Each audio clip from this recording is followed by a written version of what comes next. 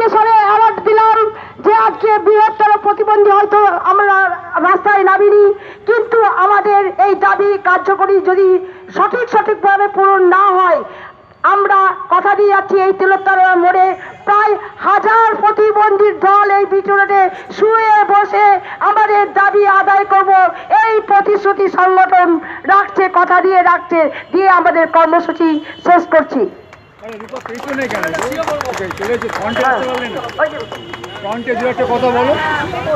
হয়ে গেল তো, গলা ব্যথা গেছে।